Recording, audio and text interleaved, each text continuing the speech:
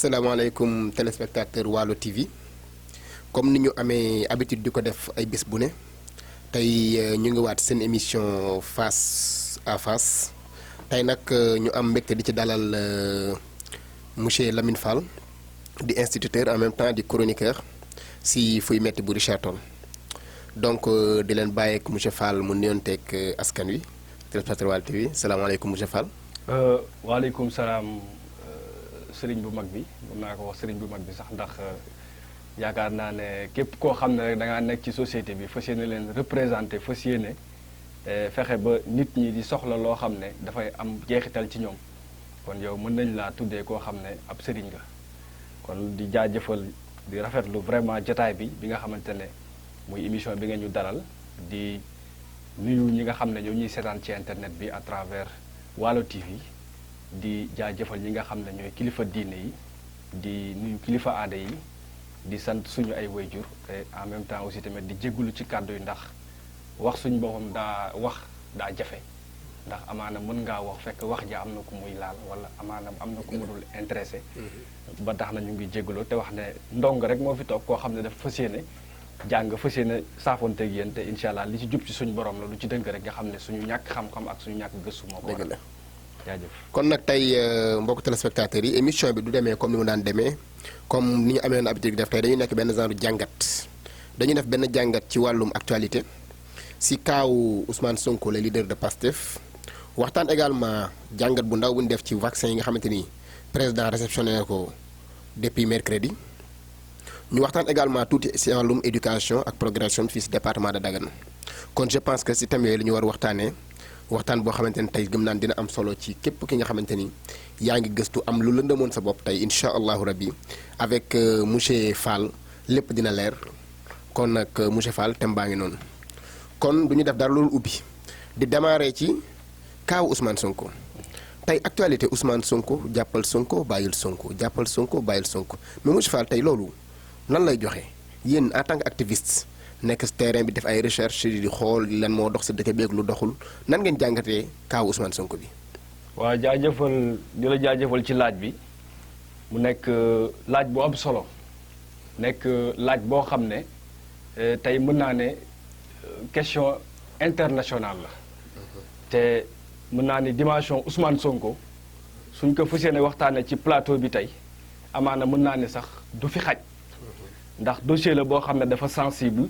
dossier la boo xam ne képp koo xam ne tey askan nga ci fii ci Sénégal ak ci Afrique ak ci diaspora bi lu la soxal la ba tax na ñun xëy na dañ ciy am ay jàngat waaye nag dañuy wax ne mbir bala nga ciy dugg wala bala nga ciy wax toujours il faut convoquer l'histoire kan mooy Ousmane Sonko je pense que loolu dafa nekk mbir moo xam ne sénégalais yi il faut ñu bàyyiwaat ci xel Ousmane Sonko dafa nekk jëmm joo xam ne dafa am un parcours te parcours boobu yaakaar naa ne moo ko may tey doole jëm am tey ci Sénégal mooy daa ñoddi nit ñi ci valeur daa ñoddi loo xam ne mooy un anti système daa ñoddi loo xam ne mën nañ ko tënk ci wolof mooy maanaam nit koo xam ne dafay fekk loo xam ne depuis avant indépendance ba léegi ñu ngi koy def ci suñu réew yi moom mu ñëw pour xeex loolu kon ki nga xam ne mooy Ousmane Sonko mu nekk koo xam ne aussi dañ ko radier dans la fonction publique lan moo tax ñu radier Ousmane Sonko c'est parce que dafay dëggal di jubal ñu raje ko kan mooy Ousmane Sonko mooy koo xam ne dafa formé benn parti tudde ko PASTEF nekk un jeune ndaw ñi jox ko loxo te Ousmane yaakaar naa ne amul alal amul dara mais xëy na ndaw ñi gis nañ ci boppam gis seen bopp ci Ousmane Sonko mu nekk un anti-système mu nekk koo xam ne dafay xeexal askan wi ci Ousmane Sonko la gars yi commencé xam lan mooy fiscalité lan mooy politique de finance ci Ousmane Sonko la Sénégalais yi commencé découvrir di li nga xam ne moom moo am ci affaire pétrole. waaw léegi monsieur Fall. Ousmane Sonko valeur yooyu mu incarné. dëgg la jubal woote njub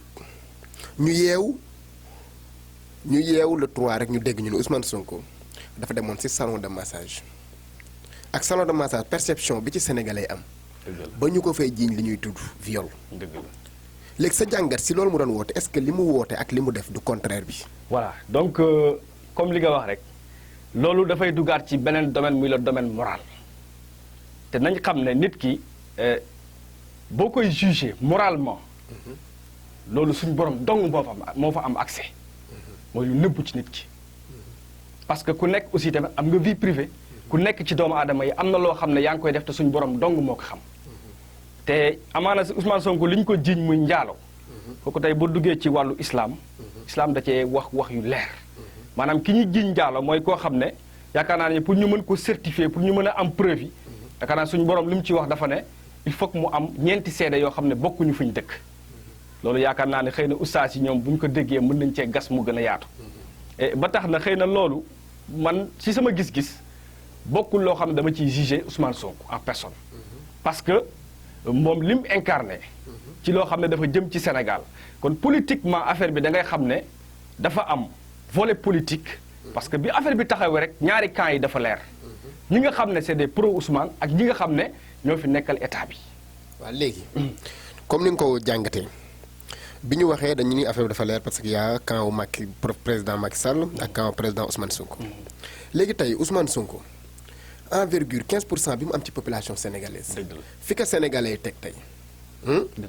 tey ñooñu topp ci ginnaawam di dangti di daw ci moom di ko gëm di déglu ay discours am parce que boo waxee Pastefien boo wax mun la non Sonko c'est un homme véridique c'est un homme droit tey ñu taxawaay ni complot lañ ko def te ñu déggoon ci benn vidéo mu naan da nga def sa njombe ñu jàppala nga taxaw naan ay dañ ma piégé dañ ma nangam sangam ak li am est-ce que moom discours am rattrapé wu ko encore. dëgg la xam nga sama waa ji dafa am loo xam ne yaakaar naa ne jarul parce que yàggul parce que ñëpp gis nañ ne ki nga xam ne mooy le président Macky Sall fi mu jaar ak ki nga xam ne mooy Karim Wade parce que dossier Karim Wade bi ñu koy ibbi yaakaar naa ne une vingtaine de personnes lañu cité woon ci biir dossier bi alors que ñoom kañ soxla mooy koo xam ne xëy na moom moo nekkoon l'opposant le plus radical par rapport ak époque boobu noonu. te dossier boobu tey ba tey kenn mënu la wax dossier boobu kañ lañ ko jeexal. te ci dossier boobu nga gis ñu wàccee benn procureur en plein procès. lan moo tax parce que recommandation yi ñu ko joxoon. respecté wu ko. ci dossier boobu nga gis ne tey ñi nga xam ne ñoo nekkoon ci liste boobu yëpp tey am na ci ñoo xam ne duggaat nañ ci gouvernement Macky Sall. Sénégalais yi téye loolu. nga jëlaat dossier Khalifa Sall. tey mën naa ne plus de 52 maires yu jaar fii ci mairie bu Dakar. ci caisse d'avance boobu lañu daan tibb di faj soxlay askan wi. tey Khalifa lañ soxla parce que moom jóg na jël tànku ni day toog ci siège bi. day dem ci palais bi. ñu daal di koy faagaagal. Sénégalais yi gis loolu. gisaat loolu Ousmane tamit gis loolu ñëpp xam na ne Ousmane Sonko kon li ñu ko tuumaal nii te mën nañu wax ne tuuma la parce que bu fekkee da nga jiiñ nit njaalo jiiñ ko viol. ñu def plainte boo xam ne ñëpp ak ni ko réseaux sociaux yi indee plainte bi daal di egg ci loxo journaliste bi nga xamante ni moo ko njëkk a publier. plainte kay xanaa buñ ko déposé xanaa balaa ko journaliste di jot. ki nga xam ne moom la concerné moom mu yëg ko ba pare. mais dañ ko yóbbu ci média bi. donc foofu beneen aspect la. dañ koy wili pande dañ ko bëgg a yàq parce que ñoo dina valeur ñoo dina nangam ñoo dina nangam. ñu bëgg ko rey politiquement. moom mi ngi sol mbubub député am na immunité parlementaire. pourquoi ñu koy convoqué. donc peut-être am nañu beneen pexe boo xam ne bëgg nañ ko fa jaarale pour jëm ko rey. kon su ma déggee yow li nga waxee. mooy da nga taxaw ci gars yi gis ni complot politique la. dëgg la c'est uniquement assassinat politique la ñu taxawal. pour éliminer le leader de Pastef. loolu mooy li nga xam ne man jàngat boobu laa ci gën a am. parce que aussi version yi aussi tamit dafay bare. parce que boo comparer les faits. nga comparer PV yi. nga comparer lépp. yaakaar naa ne bu ñu demee ba indi preuve sanitaire. bu wane ne Ousmane Sonko maanaam moom ndaw si séquñu dara. léegi nag pourquoi ñu jëlaat autosaisir affaire bi yóbbuwaat ko assemblée. pourquoi ñu jëlee ko ci loxo gendarmerie. procureur yóbbu ko assemblée pour ñu dindi immunité parlementaire. te alors que plainte contre X boobu ñuy wax mënuñuy wax tey ba tey Ousmane Sonko la. te maa ngi lire bërki démb journal L'Observateur. dëgg la ak Walfadjri. ñu ni le procureur met la coude sur appel en l'insurrection. te léegi appel en l'insurrection moom mooy lan woo fitna. kon c'est-à-dire dañu jéggi wàllu viol bi. ni Ousmane Sonko moo woo ndaw yi. pour ñu dem attaquer ji force de l'ordre yi ñu ngi wutaat yeneen piste yoo xam ne. waxu viol moom daanaka booy xool teg nañ ko ci suuf. léegi nag ñu ngi jéem a xoolaat beneen yoon woo xam ne mën nañ koo faagagal politiquement pour que 2024 ñoom ñu mën a am jàmm te boo gisee Ousmane Sonko dérange c'est parce que booy xool état du Sénégal ci régime mu Macky Sall. dafa signé ak waa France accord yu bari. di wàllu pétrole avec scandale bi am ci pétrole bi avec Aliou Sall. kon nga gis ne ñooñu dañoo nekk ñoo xam ne dañoo takk rip te kenn mësu leen a convoqué. kenn mësu leen a convoqué. affaire Bougazelli ñëpp teg ci seen bët affaire faux billets kenn mësu leen a convoqué. te ñëpp gis nañu ne discours le président bi mu wax. mu ne man am na dossier yoo xam ne maa ci teg sama loxo. waaw moom kay li mu wax mu jóge fa mu ne am na ñoo xam ne bu ñu leen nar a laal ci réew mi. réew mi day tàkk. réew mi day tàkk. ministre bi laay saisir ministre kan lay saisir man lay saisir. te foofu dañuy wax ne avec Sénégal lu tax mu doy waar mooy séparation des pouvoirs bi ñuy wax. dañ koy wax ni de manière verbale. mais c'est pas écrit parce que qui nomme le procureur général kan la. Il est nommé par décret. C'est le président Macky Sall qui nomme le procureur général. C'est lui qui nomme le ministre de la Justice. Le ministre de la Justice, c'est le chef hiérarchique du procureur général. En plus, il fait partie du conseil supérieur de la magistrature. Mi ngi noonu encore kon bu ñuy gëmloo ne affaire le pouvoir est indépendant donc loolu nekkul loo xam ne lu sénégalais yi mën a. kon yow gisoo nii. dëgg la dañuy def un peu benn parenthèse bu ndaw. gisoo nii suñu système politique li ñu sonal mooy. dëgg la dañoo tënku système colonial bi. leer nga wax li ñu tubaab bi bàyyeeloon ñoom sax soppi nañu doxalin. mais li ñu bàyyeeloon ñun ba léegi loolu la ñuy wéyee. ça veut dire un super président. un régime super présidentiel parce que boo xoolee. les députés ne sont pas les députés du peuple ce sont les députés du président. parce que liste moo leen fal. dëgg la conseil supérieur de la magistrature affectation juge ak yëpp ci loxo ministre de la justice la nekk président moo koy fal. dëgg la kon mën nañ ni réew mi dañ ko tënk. ci benn nit. dëgg la ñun dañu yor wax régime présidentiel mais est-ce que yoruñu sax ab demi-roi en quelque sorte. lu leer nga wax xam nga da nga wax lu am solo. parce que am réew ñëpp xam nañ ne circonstances yi nga xam ne moom le président Macky Sall demee palais présidentiel. mooy contexte bi nga xam ne moo ko fa yóbbu avec le 23 juin bu ñu fàttee. y avait des morts d'hommes. te loolu dafa nekk loo xam ne recul démocratique boobu nga xam ne moom la ñu commencé gis ci réew mi yaakaar naa moo commencé indi les révoltes. parce que réew mi dafa am fu mu toll woon ci démocratie. Ablaye Wade yóbbu ko fa. nit ñi yaakaar naa ñëpp gis ne Sénégal fi mu toll nii tey dañoo am suñu indépendance politique. tey président Macky Sall bi mu ñëwee loolu nga xam ne moom la jaayante woon ak askan wi loolu nga xam ne moom la signé woon ak askan wi muy la séparation d'abord des pouvoirs la patrie avant le parti. muy li nga xam ne mooy l'autosuffisance alimentaire et cetera xëy ndaw ñi lu ci bëri tey. moom dafa ñëwoon avec cette promesse électorale bi nga xamante ne daf ko waxoon ak ndaw ñi mais ñëpp dem nañu ba gis ne bi mu faloo teguñu ci quelque rek famem la indi dugal leen ci biir palais bi jël rakkam jox ko suñu ressources yi gën a am solo ci Sénégal mu jox ko rakkam. gis ngeen scandale yi ci am avec Franck Timis. ba internationalement ñi nga xam ne ñooñu c'est des mafieux internationaux yoo xam ne dañ leen a sanctionné ci yenn pays ñooñu ñëw Sénégal ji def ay accords de transaction. kon loolu ku mel ni Ousmane Sonko fexe na ba sénégalais yi xam loolu xam tamit lay xew biir assemblée nationale avec les 94 milliards ak yeneen yoo xam ne askan wi gis nañ seen bopp ci Ousmane Sonko. muy un anti-système te un anti-système ñi lay xeex c'est pas le président de la République mais il y a des lobbies même internationaux qui sont dans le coup. Très bien. donc kaaw Ousmane Sonko gis nañ fi kaaw Patrice Lumumba les anti-systèmes. dëgg la gis fi kaaw Thomas Sankara. dëgg la gis fi kaaw Amilcar Cabral. dëgg la donc tous ceux qui étaient venus pour combattre ce système là. ont été liquidés politiquement. c'est ça parfois même seen bakkan la ñuy jël. c'est ça beneen bi ma lay wax laaj mooy. tey fi réew mi toll gis nañ mouvement citoyen def nañ conférence de France dégage. dëgg la Y en a marre. dëgg la nitu dëgg. dëgg la xam nga ñoom ñëpp def nañu. ay conférence de presse maanaam le réew mi ñi ngi koy xool mais mi ngi nekk en évolution en quelque sorte. tey askanu Sénégal. ndax bu ñu waxee kaaw Khalifa Sall dañu gis population dañu toog noppi. kaaw Karim Wade population dañu toog noppi. kon problème bii lan moo si war a nekk taxawaayu askanu Sénégal. waaw yaakaar naa askanu Sénégal dafa am maturité boo xam ne. mooy la force du numérique.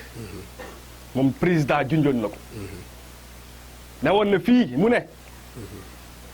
boo leen ñu teree mars boo leen defaree seen benn télé ni fa la nit ñi di jaarale seen i message tey avec le numérique avec le Facebook képp ko am lu la metti da ngay taxaw nga dénoncer loolu et je pense que c'est cette force là bi nga xam ne moom bëgg daaneel président Macky Sall te moom ñi ngi envisager voter benn projet de loi pour censurer yenn réseaux sociaux yi pour que képp koo xam ne da nga fay wax ñu daan lay condamner fii ci kaso bi tere ñëpp ñu wax te alors que monde bi tey fi mu jëm mooy dañoo war a orienter ndaw ñi orienter jeunesse bi orienter ñëpp ba ñu à travers ce numérique là au lieu que mu nekk benn force boo xam ne dafay indi insurrection mu nekk benn force boo xam ne dafay indi cohésion sociale et les autres pays l'ont réussi kon ñoom foofu lañ leen di xaar mais pas pour ñëw nasaxal démocratie Sénégal bi li nga wax ci taxawaayu askan wi nag mooy ci affaire Ousmane Sonko mooy lii bu ci askan wi jógul bu ci askan wi bàyyiwul xel ñi war a wax kilifa diine yi wax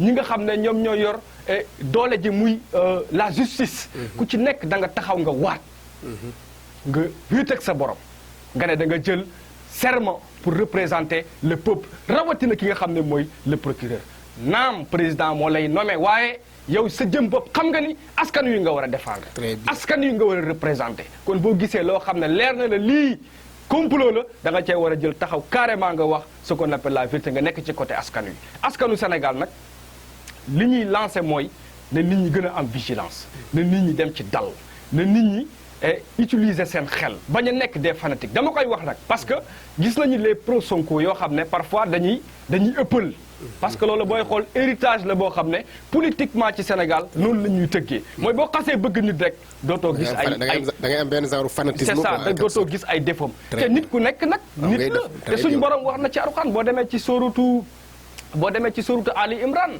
jàppatuma verset bi mais foofu nee na képp koo xam ne da nga taxaw ci askan wi di représenter valeur di wax ay mbaax alors que en réalité yow sa jëmmi bopp am na lu bon looy nëbb askan wi suñu borom nee na bala ngay dee ma weer la ma feeñal la te loolu ñu ngi ci jël au passage koo xam ne xëy na fan yi wax na kaddu yu ñaaw jëmale ko ci Seydina Muhammad muy sangul awliya yi di xaatamin nabiyina di imaamil mursalina kooku la Cheikh El Hadji Malick ne law lam yalux fi fada i kawnikal atuho tabqal bariyatu fi zalma i yallaahu kon kooku dama bëgg tey di lancer un message que ndaw ñi war na leen jàngal kan mooy le prophète parce que koo xamul doo ko wekk koo xamul doo ko fonk koo xamul doo ko jox cër kon jot na tey Sénégal ñu am suñu indépendance bi nga xamante ne mooy dañuy fexe ba jàngale ki nga xam ne mooy sangul awliya ci biir école yi ci biir daara yi ci biir université yi bu ko defee bu ëllëgee ñu dal ki nga xam ne mooy suñu kilifa bi nga xam ne moom mooy Moustapha Diakhaté loolu bañ koo dalati kon nañu ànd ak dal ñu dellu siwaat te xam ne réew mi ñoo ko bokk kenn mënta dem bàyyi sa morom ku nekk ci ñun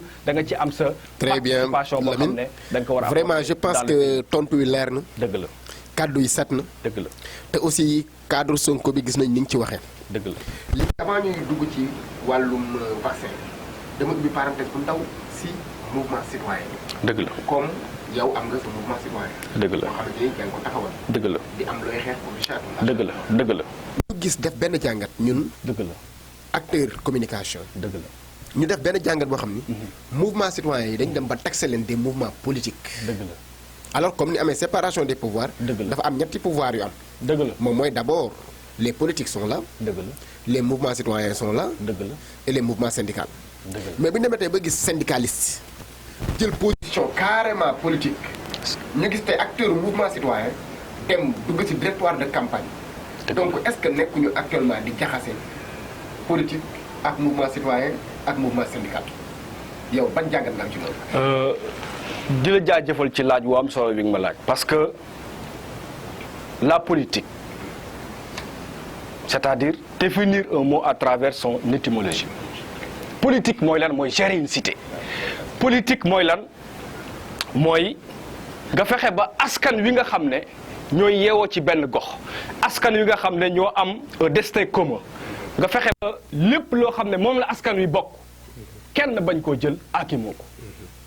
lépp loo xam ne moom la askan wi soxla yow mi nga xam ne yow lañ fal parce que kuñ jox état kuñ jox budget kuñ jox armée kuñ jox police kuñ jox gendarmerie kuñ jox privilège yooyu yëpp ma ne lenn rek nga war a def mooy fexe ba askan wa lañ soxla nga taxaw ca léegi nag boo jëlee mouvement citoyen yi tey Sénégal ñu bëri dañuy ñëw taxaw engagé wu politiquement ci dans des mouvements citoyens mais au finish dama ko doon traité barki démb mooy l'activiste ou bien le révolutionnaire avant le pouvoir taxawaay bi muy am ak bu demee ci biir pouvoir bi nga gis ne intérêt yi ak démarche bi dafay changer parce que paradoxe total la ñu gis désolation totale ngay gis léegi nag loolu mooy li ñuy wax rek il faut à chaque fois ñuy convoquer ce qu'on appelle l'éthique muy le quatrième pouvoir dafa am solo ci doomu aadama sans le quatrième pouvoir nit ki mënta tax nit ki mënta dox nit ki mënta def loo xam ne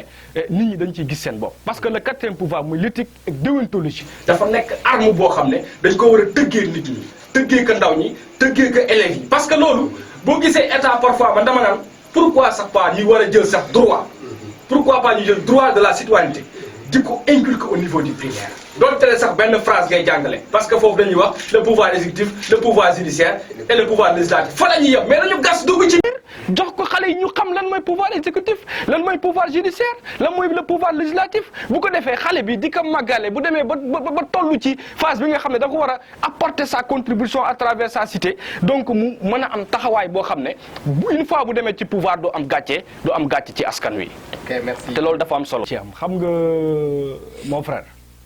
am réew bu la ko yàlla dénkee loolu si say biir morom mu tànn la jox la daraja boobu da nga ko war a jaarale yoon bu ñu yaakaar ne sénégalais yi ils ne réfléchissent pas bu ñu yaakaar ne sénégalais yi ne sont pas matures mais gis nga gestion Covid ñëpp gis nañ gestion bi ni mu demee suñu 1000 milliards anam.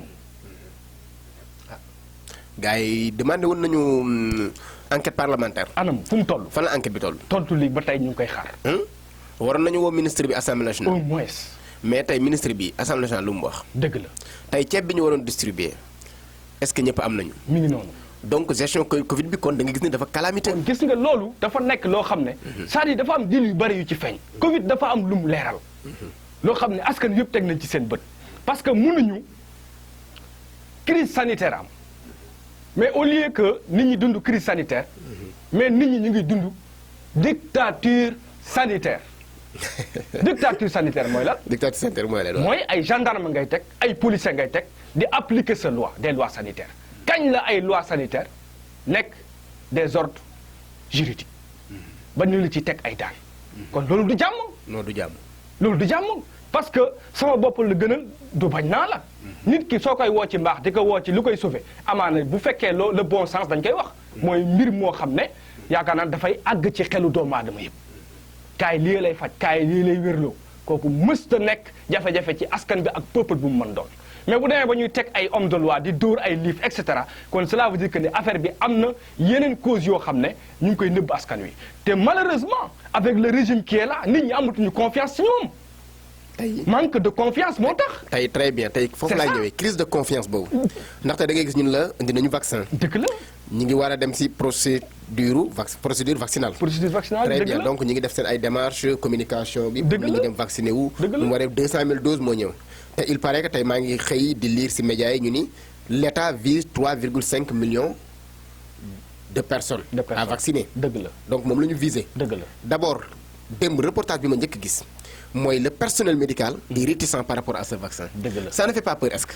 mais waxuma la loolu lu grave la mais bu demee tey ba si bu demee ba tey mbas am tey ñi nga xam ne mooy di jaajëfal professeur yi nga xam ne ku ci mel ni professeur Daouda Ndiaye wala professeur Seydi donc au moins sax askan wi xam nañ leen mais bu di woon Covid doo leen xam.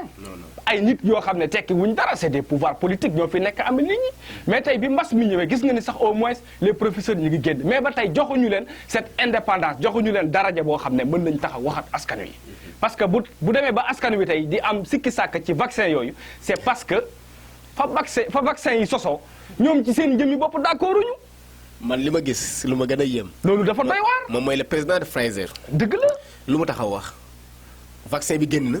mi ngi noonu. waa ji ni ko CNN ni ko ndax yow. dëgg la. dañ la yow ndax yow vacciné wu nga de. mi ngi noonu. moom mu ni non non man vacciné wu ma parce que soxlawu ma ko ñi ko war a soxla mooy troisième âge. nan la jigéen di toggee ceebam ba mu ñor. mi ngi noonu. yàq ka ni añul est-ce que ñun de war nañoo mën a añ. mi ngi noonu. kenn ko kon nag wàllum vaccin yi. dëgg la jar naa tiit dinañ si ñëwaat nag def si jàngat bu am solo. boo xam ne dañ ko war a gën a gas. dinañ ko gas ba mu waaw ndax mbir la moo xam ne. yaakaar naa ne xajul ci plateau bi. parce que vaccin yi moom mën nañ cee wax yu gën a xóot. mais liñ ciy lancé rek di ko bàyyiloo xel askan wi mooy nañu déglu suñuy borom xam-xam. parce que ku ci mel ni ay professeur Daouda Ndiaye. di ay borom xam-xam yoo xam ne ils sont reconnus au niveau de l'international. di des gens yoo xam ne dañu am crédibilité par rapport ak seen xam-xam kon ñooñu nañ leen déglu ñu am ci ñoom confiance lépp lu ñu ci wax rek ñu xam ne xëy na ñoom waat nañu ak seen diggante ak seen borom.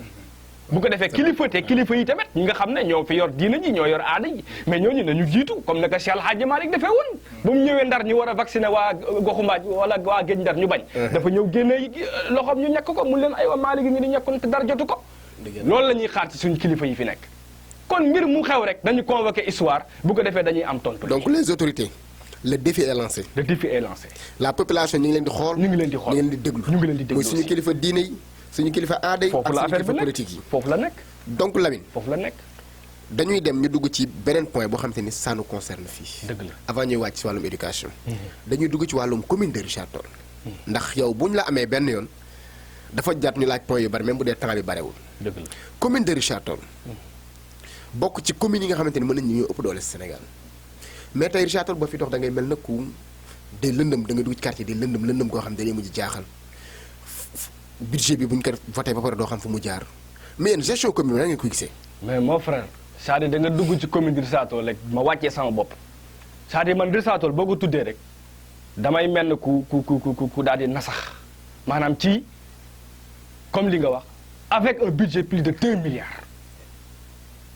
am industrie tournée compagnie sucrière nga am dex gaa ngi nii même pas 100 mètres jëri jaa ngi nii àll baa ngi nii même pas 100 mètres ndaw ñaa ngi nii Richard Toll mën naa ne melting pot la bidonville la nit ñaa ngi ñëw di jóge fu nekk daan ci seen doole tey dugal dans le secteur informel mais d'abord l'informel n'est pas bien administré mais foo mosee gis marché 1 kilomètre Sandaga ba xuma marché. waaw loolu cantine rek. c'est vrai de. ah c'est un peu tey maanaam boo doon gas Richard Toll ci côté infrastructure. nga jël tey li nga xam ne mooy gare routière lu am solo. demal gare routière Richard Toll en face mairie. y a rien du tout hein. non mais catastrophe la mais demal nga dugg tey hôpital bi nga xam ne c'est l'hôpital départemental de Gaïa nga xam ne ñun suñu ay maam ñoo ko tabax ay colon ñooñu ko fi bàyyil dem fa mais à côté da ngay gis dex bi lekk naka ba paludisme bi ñuy xeex tey mën naa ne rek foofu ku fa dem au lieu que da ngay faju mais da ngay jotaat beneen affaire beneen point bi mooy tamit da ngay gisaat ndaw ñi maanaam parce que dëkk boo xam dafa am usine c'est-à-dire forcément loolu même boo nekkul expert da ngay xam ne dëkk boobu boom démographique bi dafay accélérer mais pourquoi duñu prévoir ay salle de classe yu doy pourquoi duñu prévoir lycée d'excellence pourquoi duñu prévoir mais gouverner c'est prévoir. c'est vrai donc cela veut dire que ni kon ñi toog ci mairie bi seen bopp lañ fa nekkal. xam nga tey dafa am phénomène bu ma gis commune bu toll na commune de Richard Toll. dëgg la avec 2 milliards. dëgg la de budget. ma gis école franco-arabe. bu njàngee. dëgg la di jàng ci ay abri provisoire ay sàkket. mais sama waa ji loolu bokk na ci lu gën a ndaw. sàkket la ñuy jàngee sàkket mais waxuma la sàkket sax mais demal Galo Malick ci kanam dañ ko peinture nii ba mu rafet mais demal ci ginnaaw miir baa nga daanu ay ñag lañ fa def. avec toute une insécurité bi nga xamante ni moo nekk foofu nga ne yow da ngay protéger Richard Toll nga bëgg. mais à qui la faute. mais la faute c'est population bi la. très bien parce que d'abord kañuy fal mu nekk conseil ca koñ ba.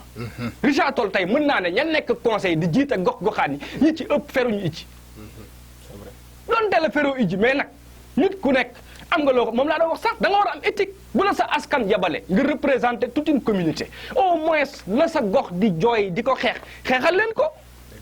mais tey fii da ngay gis bu ñuy voté budget prévisionnel fii au mairie de Richard Toll déjà doo ko yëg conseil nii rek yëkkati loxo rek wàccee comme assemblée nationale.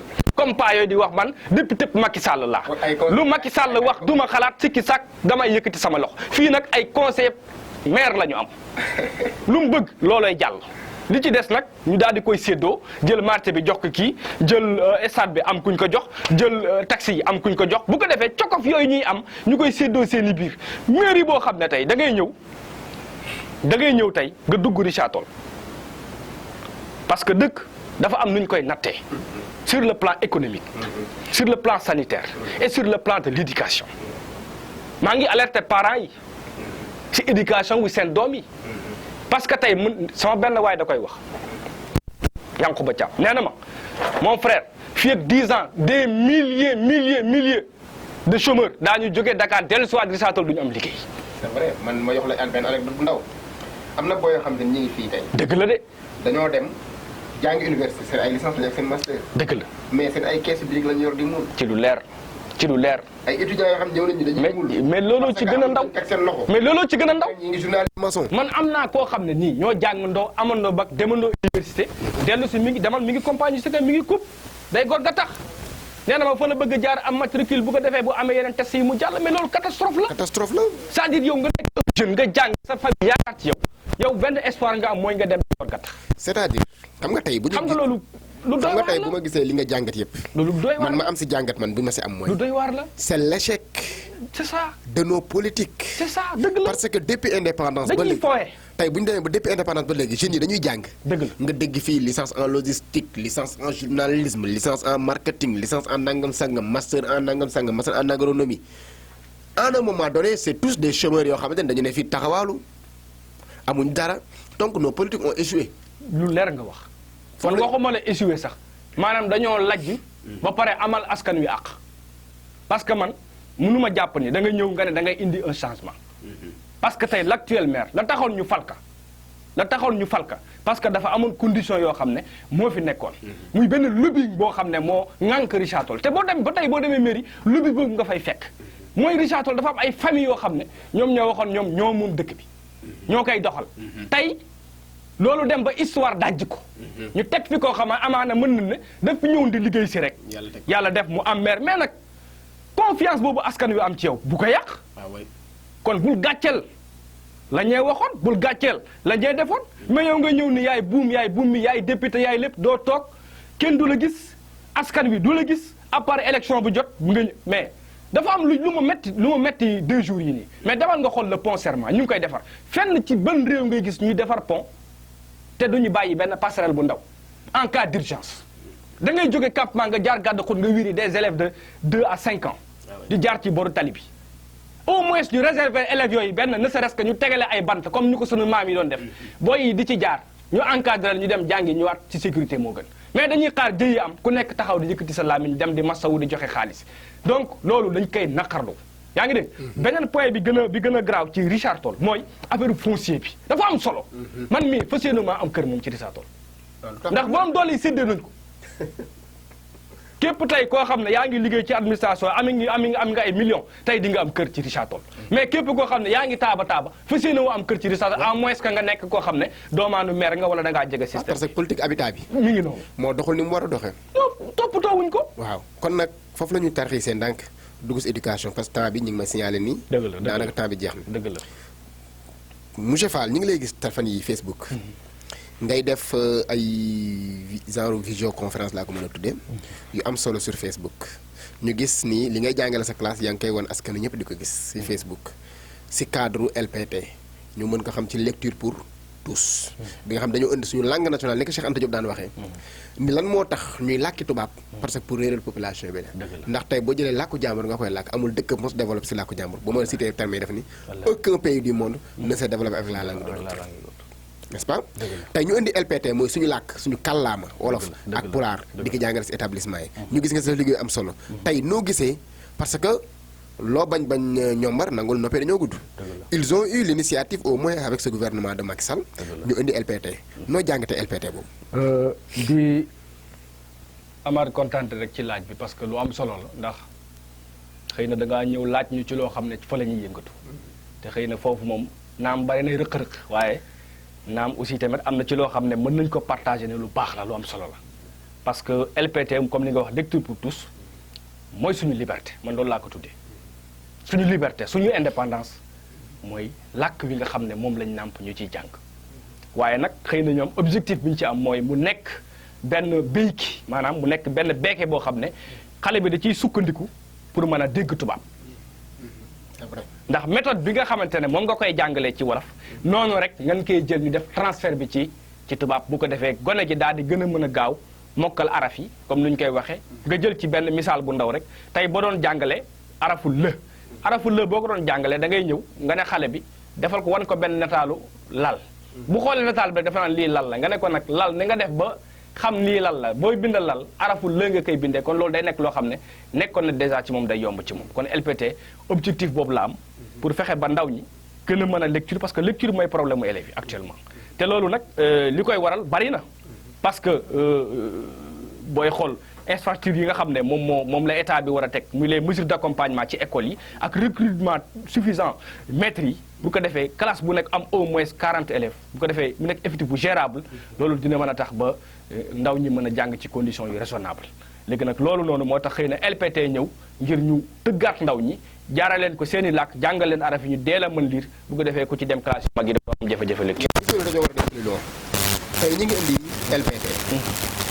yow gisoon na on doit ba il est grand temps ñu teg ce qu'on appelle l'école sénégalaise parce que je peux vous dire que on est dans l'école française. l'école française. dëgg la.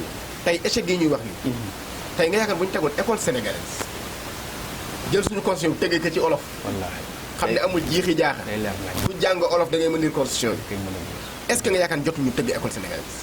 loolu waxuma la jotul sax waaye askan wi da ko war a fokkatu yóbbu ko assemblée ñu voté ko parce que amul menn réew moo xam ne wax nga ko léegi dafa développé dafa suqaliku te jaarul ci làkkam parce que tey li nga xam ne mooy dama lay jox benn exemple yow tey su ma la laajoon glace ñu koy waxee ci wolof loo may wax xam nga doo ko xam kon lu tax xamoo ko c'est parce que sab dëkk yow amul glace fii mënta sedd ba ay glace génn ba nga xam ne kon lii ay glace kon dëkk ya glace am ñoom dañ ko wutal tur kon ñun bu ñu bëggee développer dañuy xool li nekk ci suñu dëkk suñu environnement suñu làkk li nga xamante ne bu ñu fa jaaree danañ mën a développer danañ mën a créer loolu dafa am solo maanaam di créer bañ a nekk ay consommateur njàng mi ñu tëggaat ko ci le numérique tëggaat ko ci président Macky Sall moom vision boo am na ci dolo am na def na ci ay jéego def nañ ci ay jéego ci éducation numérique avec les universités virtuelles